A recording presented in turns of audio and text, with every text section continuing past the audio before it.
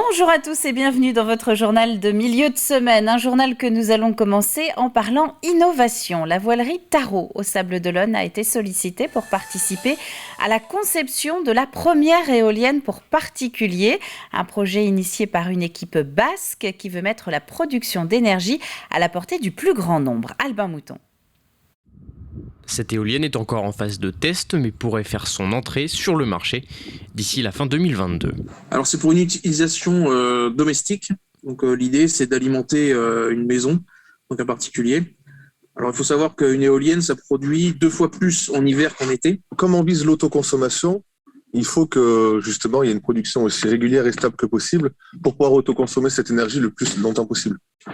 Donc on ne cherche pas à faire des gros pics de productivité, de production quand il y a une tempête. Nous, c'est vraiment, on veut une énergie au quotidien.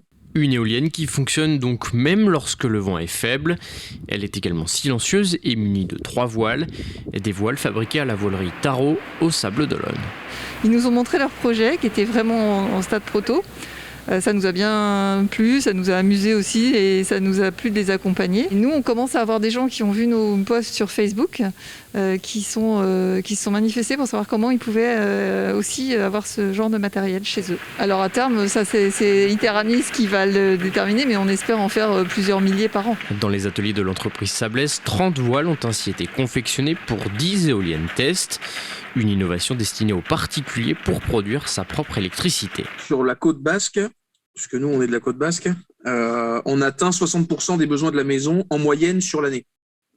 En sachant qu'on produit plus en hiver qu'en été. Voilà. Maintenant, plus on remonte vers le nord, et plus c'est performant. Et dans une zone comme la Bretagne, on arrive à 120-130% des besoins d'une maison. Et en Vendée, on est entre les deux du coup. C'est ça. En Vendée, on est plus de l'ordre de 80-90%. Au Sables-d'Olonne, on s'approche des 110%. Après, voilà, c'est vraiment, comme il disait, au cas par cas. Parce qu'on dit 110%, si c'est un foyer de 8 personnes ou un petit couple dans un 30 mètres carrés, les besoins n'ont rien à voir. Donc, par exemple, en économie annuelle, on serait de l'ordre des 700-750 € sur une bonne zone en Vendée. Parce que bien sûr, il faut essayer de le faire intelligemment.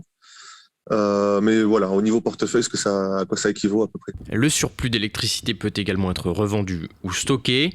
Coût de l'investissement pour les particuliers, 6 000 € TTC hors installation. La société estime à 10 ans le retour sur investissement. Un mot à présent de ces arrêtés préfectoraux publiés en ce début de semaine pour la Vendée. Pour ralentir la propagation de la Covid-19, notamment son variant Omicron, le préfet demande de reporter ou d'annuler les événements festifs des prochaines semaines, que ce soit en intérieur ou en extérieur, et ce, même si des précautions étaient déjà envisagées. Une consigne qui s'applique notamment aux cérémonies de vœux des municipalités. À noter également que la vente d'alcool sera suspendue entre le 31 décembre 19h et le 1er janvier 8h du matin, tout comme il sera interdit de consommer dans l'espace public entre le 31 à 18h et le 1er janvier à 8h. De son côté, la ville de La Roche-sur-Yon a d'ores et déjà annoncé l'annulation de son spectacle pyrotechnique du 1er janvier et celle des Sables-d'Olonne, le report du bain des givrés prévu initialement le 2 janvier.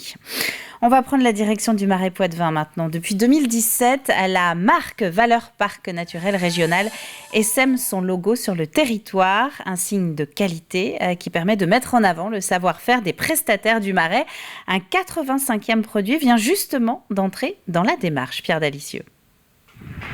Depuis 1 an et demi, ce producteur de lait de vache a fait un choix, produire lui-même son fromage dans ce laboratoire flambant neuf où travaillent déjà 3 salariés. 4 jours par semaine, on fait à peu près 60 tomes et 240 camemberts par jour, sur 4 jours semaine. Puisque le 5e jour, on se réserve ça au cas où il y a des fabrications exceptionnelles à faire pour des clients, pour des grosses demandes ultérieures, ou bien, notamment, la plus grosse partie, c'est pour faire le grand nettoyage, puisque tous nos fromages sont au lait cru. Au lait cru et bio, des conditions pour obtenir le label Valeurs Parc Naturel Régional. Une distinction obtenue par cet agriculteur, une vitrine pour ses fromages.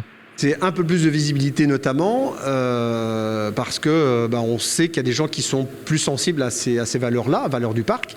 Et donc voilà, on espère que ça apportera encore un petit plus par rapport à notre visibilité actuelle. Aujourd'hui, vous vendez bien ? Aujourd'hui, on a fait un bon développement, oui, puisque on fait plus de 200% entre 2020 et 2021, qui a été l'année de démarrage pour 2020. Et donc, on espère que ce sera encore un petit effet booster pour 2022. Ouais. Un label qui met en lumière les produits locaux produits sur place à destination des touristes sensibles à ce type de produits.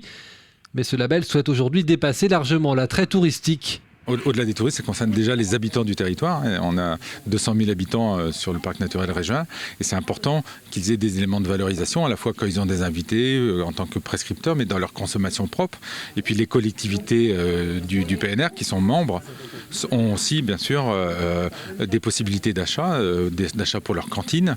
Et donc il y a des viandes, il y a des produits laitiers qui sont vendus dans les cantines, dans les collèges, dans les écoles primaires, voire dans les lycées, puisque c'est de compétences régionales, grâce à la Valeur Parc. Ce label Valeur Parc naturel régional du Marais Poitevin est à cheval sur 3 départements, les Deux-Sèvres, la Charente-Maritime et la Vendée. Aujourd'hui, 85 produits sont labellisés. Et c'est donc un reportage de Pierre Dalicieux tourné sur la commune de Nallier. Quelques mots de météo avant de se quitter. Il devrait faire un petit peu plus chaud demain, ça c'est la bonne nouvelle, grâce à un flux de sud. Vous le voyez, 11 à 12 degrés sur l'ensemble du territoire. En revanche, alternance de nuages et éclaircies pour ce jeudi, avec un renforcement des nuages en toute fin de journée. Et a priori, la journée du 24, en attendant le Père Noël, devrait être même un petit peu pluvieuse, mais on a le temps d'en reparler dans les prochain bulletin météo. C'est la fin de ce journal. Merci à vous de l'avoir suivi. On va se retrouver, vous le savez, demain soir à 18h pour le prochain point sur l'actu vendéenne. Et d'ici là, voici quelques images du haras de la Vendée. Un haras qui s'est mis aux couleurs de Noël depuis le début des vacances scolaires. Et il propose donc tous les jours des animations pour les petits comme pour les grands. C'est l'occasion de rappeler que nous y serons justement pour le JT exceptionnel du 31 décembre. D'ici là, très bonne soirée à vous tous et à demain.